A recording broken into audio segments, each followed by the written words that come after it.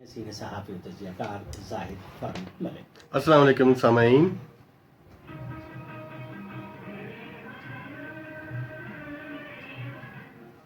آج ہمارے کوآرڈینیٹر ہیں عابد نہ کرفیو کی پرواہ کی ہے، نہ پابندیوں کی پرواہ کی ہے، اور کس طریقے سے انہوں نے بھارت کو اور پوری دنیا کو یہ میسج دیا ہے کشمیریوں نے کہ ہم نہ صرف زندہ قوم ہیں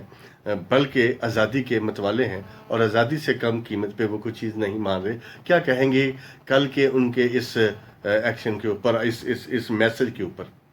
جی ملک صاحب، بالکل آپ نے صحیح ذکر کیا، اور دیکھیں اصل میں وہی جو ہم بات کر رہے ہیں کہ ان کی آزادیاں چھین لی گئی ہیں، اور اس آزادی کو چھیننے کے بعد اس کی تڑپ، اس کی لگن، اس کا جذبہ کشمیریوں کے اندر اور جاگ اٹھا ہے۔ اور جو ایک آپ دیکھتے ہیں کہ ہندوستان کی حکومت نے جو شروع میں باتیں کی کہ بڑا جی ہم وہاں ڈیولپمنٹ کرنے جا رہے ہیں، یہ ایک ماڈل یعنی ڈیولپمنٹ کا کوئی انوکھا ماڈل آپ کو نظر آتا ہے، جہاں پہ اسٹیک ہولڈر تو ہیں وہ کرفیو کے اندر ہیں اور بند ہیں، اور حالانکہ ان کو مین اسٹریم میں ہونا چاہیے تھا۔ تو یہ صرف دھوکہ دینے کے لیے چیزیں ہیں ڈاکٹر صاحب جن کو وہ دھوکہ دینے کی کوشش کر رہے ہیں، وہ تو ان کے ساتھ رہنا نہیں چاہتے، وہ ان کی پالیسیوں کے خلاف ہے۔ اور پھر کس طریقے سے ایک سال قبل جب 5 اگست کا واقعہ ہوا، اس وقت سے اب تک جو ہزاروں لوگوں کو انہوں نے قید کیا ہوا ہے، اور پھر ان کے رشتہ داروں کے ذریعے ان سے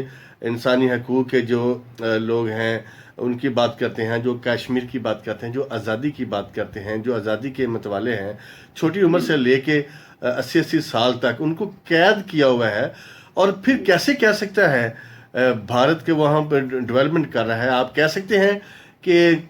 وہ آپریشن تو کامیاب سمجھتا ہے میرا ہو گیا ہے، لیکن مریض تو مر چکا ہے، کشمیر تو اس کے ہاتھ سے نکل چکا ہے۔ جی ملک صاحب، یہی اس کا ڈبل فیس ہے ہندوستان کا، وہ جسے کہتے ہیں نا کہ شور سے آپ الیکشن اس میں تو جا سکتے ہیں، لیکن آپ امن قائم نہیں کر سکتے، آپ لوگوں کو دل نہیں جی سکتے۔ اور اس وقت جو پورا جو ہندوستان ہے وہ کمیونل ڈریون ہندوستان ہے، جہاں پہ RSS، ہندوازم، کشمیر جو ہے میں سمجھتا ہوں کہ ایک ایسا فلیش پوائنٹ بن گیا ہے جس میں اب بھارت کو دن بدن پسپائی جو ہے وہ اختیار کرنی پڑ رہی ہے، اور وہ اس کی پالیسیوں کی وجہ سے ہے۔ جس طرح آپ کو پتہ ہی ہے کہ کووڈ کے ساتھ ساتھ ابھی سال ایک مکمل ہوا، وہ صورتحال بھی آپ کے سامنے تھی، اور پھر اس کے ساتھ ساتھ آپ نے دیکھا کہ کس طرح کل جو ان کا یوم جمہوریہ تھا اس کو جس طرح سے یوم سیاہ کے طور پر منایا گیا، تو وہ ایک ایسی تلخ حقیقت ہے جس کا ادراک شاید ابھی نہیں ہو رہا بھارت کو، لیکن اتنی زیادہ دیر والی بات نہیں ہے۔ میں سمجھتا ہوں کہ جلد جو ہے کہ انڈیا کو، نہ صرف انڈیا کو بلکہ پوری دنیا کو اس کا اندازہ ہو جائے گا، اور پھر خاص طور پہ دیکھیں گے سخت ترین کرفیو کی سی صورتحال ہو، لاک ڈاؤن ہو، اور ایسی صورتحال میں بھی اگر آپ دیکھیں کہ کس طرح کشمیری باہر نکلے ہیں، انہوں نے پاکستانی پرچم کو کس طرح اٹھایا ہے اور کس طرح اس کی تعظیم کی ہے، جس طرح پاکستان کے زندہ آباد کے نعرے، پاکستان کے ترانے، پاکستان کے جھنڈے، تو آپ سمجھ سکتے ہیں کہ زیادہ دیر تک اب کشمیری قوم کو اب محکوم نہیں رکھا جا سکتا دنیا میں کہیں بھی۔ اب تو مہذب دنیا کہلاتی ہے۔ جو پچھلے ادوار میں بھی آپ دیکھیں کہ جب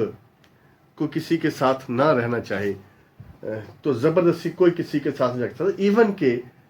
آپ کی بیوی آپ کے ساتھ نہ رہنا چاہتی ہو تو پھر بھی آپ نہیں رکھ سکتے اس کو زبردستی۔ اور کشمیری عوام کو جو حریت کے جذبے سے سرشار ہے، جنہوں نے لاکھوں کی تعداد میں قربانیاں دی ہیں، جنہوں نے عصمتیں گوائی ہیں، پیلٹ گنے، اور جس طرح اجتماعی ریپ صدر ہوئے ہیں، اس صورتحال کے بعد بھی میں سمجھتا ہوں کہ بہت مشکل ہے دنیا کے لیے کبوتر کی طرح آنکھیں بند کرنا، اور زیادہ دیر کی بات نہیں ہے۔ کل ایک تقریب کے اندر وفاقی وزیر جو تھی انسانی حقوق ڈاکٹر شیریں مزاری، ان کا بھی یہ برملا کہنا تھا کہ مسئلہ کشمیر جس طرح اب دنیا میں پھیل گیا ہے، اجاگر ہوا ہے، جتنا اس نے توجہ حاصل کی ہے، تو کوئی دنیا کی طاقت جو ہے اب روک نہیں سکتی. نظر نہیں کر سکتی. حکومتیں روکنا بھی چاہیں تو عوام اتنے باشعور ہو چکے ہیں کہ وہ ان کو مجبور کر دیں گے کشمیر، کیونکہ میڈیا کے ساتھ ساتھ سوشل میڈیا ہے، اور پوری دنیا سے جو سوشل میڈیا ہے وہ اس وقت کندھے سے کندھا ملا کر